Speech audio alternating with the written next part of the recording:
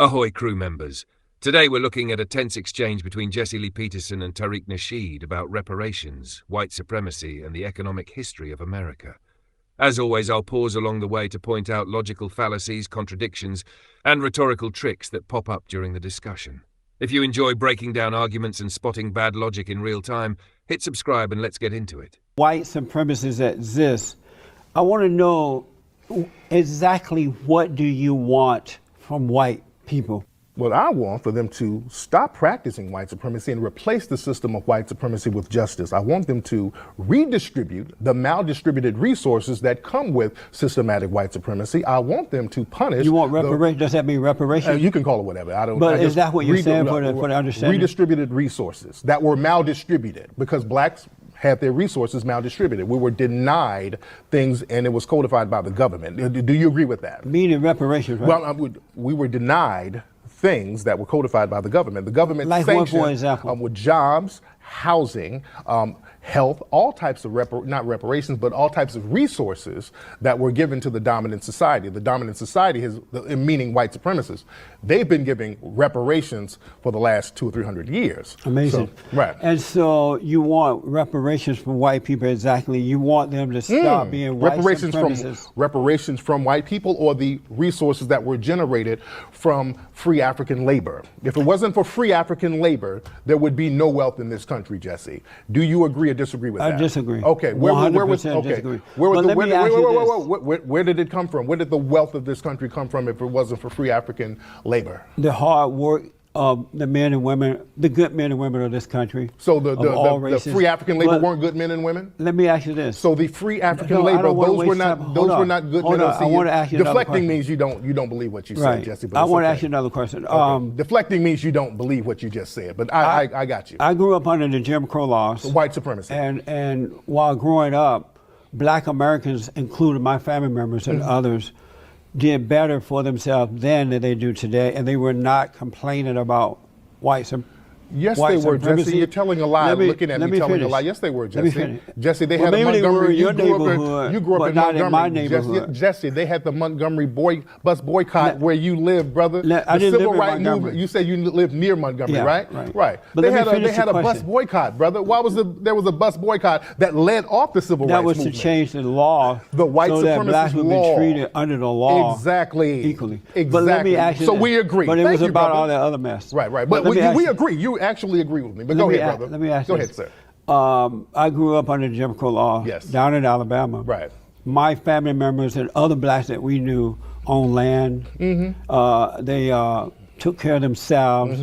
They learned to work hard. They were very creative. There were black universities that they would go to and come back as professionals. They had money. Matter of fact, I had one of my aunts, she and her husband got married, bought and by the way, you know, land, those black universities were funded by whites, by the way. Bought buku land. But the black universities were funded by whites. Is that a negative? All right, pause for a second. Here we run into a classic causal oversimplification.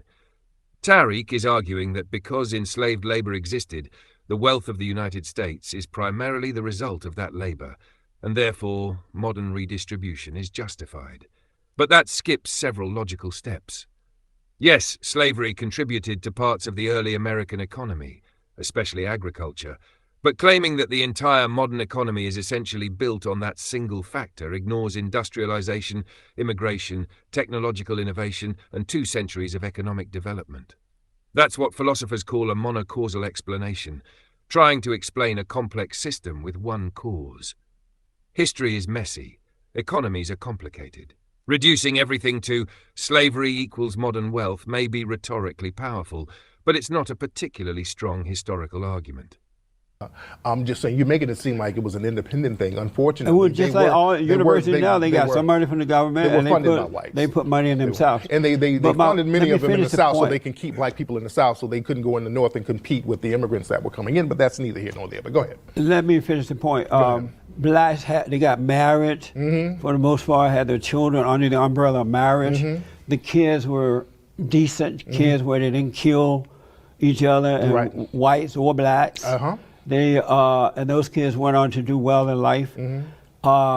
They were not having abortions Right. and they were not having truckloads of children out of wedlock. Exactly. Why were blacks more decent and love was right and did what's right with the laws being there against them than they are able to do today? And they were not victims. They didn't blame anyone for those circumstances. They were decent back then, and more families were intact back then, and they still were dominated by white supremacy, because that's why they had a civil rights movement back then, Jesse. There was a reason why you're talking about this utopia that black people were good, which we were, and we were still getting our brains beat out. That's why they had a civil rights movement, sir. That's why black people put on their church clothes and got dogs sicked on them and water hoses sicked on them, because they were still under the system of white supremacy. As decent as they were, they worked hard, they were educated, and they were still getting beat up by the white supremacists, Jesse. So we can't if deny white people don't give you reparations, will you live a life of unhappiness, feeling like a victim and blaming them the rest of your life if they don't give you reparations? Well, the thing is, we have to do the best we can do, unfortunately, under a system of white supremacy until we learn how to produce justice. This is why victims of white supremacy have to get codes in order to replace the system of non-justice, which is white supremacy, with a system of justice. We just can't keep collaborating with white supremacy so a couple of us can get some butter biscuits and some crumbs off the table while everybody else is on their ass.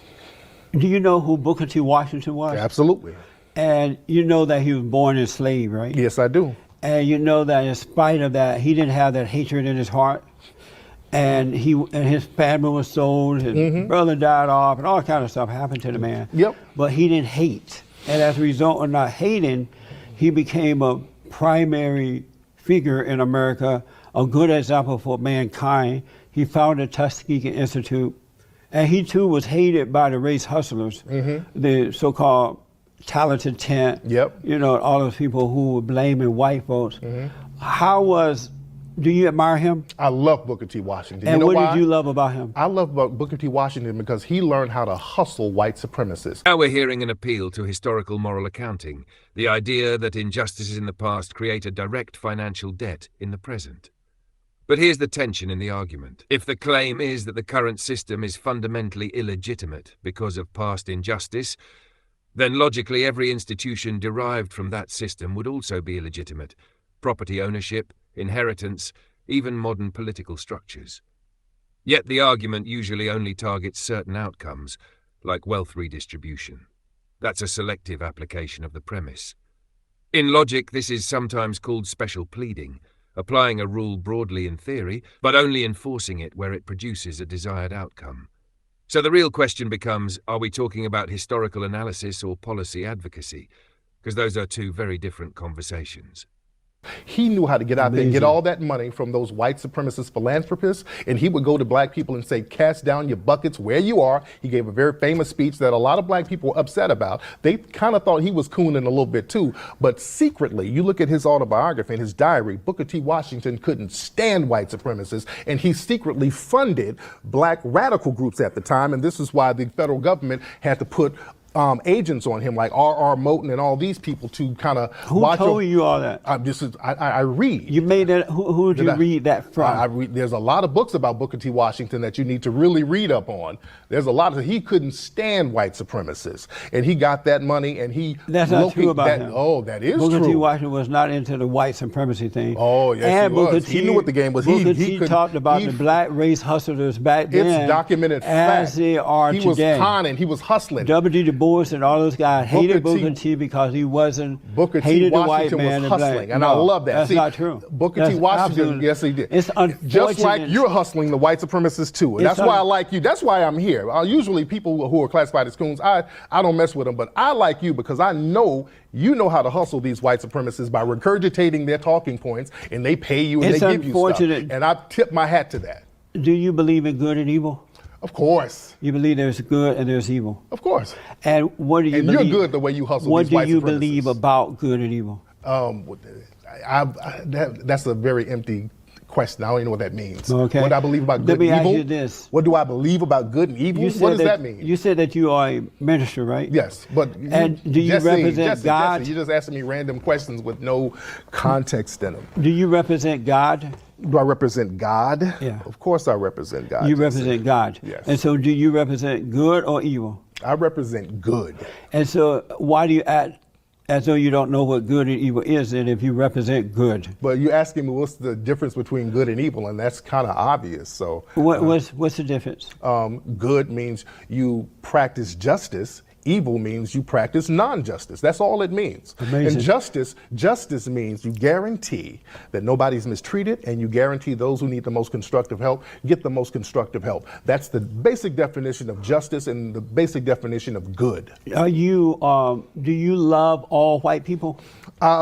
Just not the white supremacists. I love white people, but not white supremacists. I do not like white supremacists. So you don't love all white people? Not the white supremacists. Do you love all black people? No.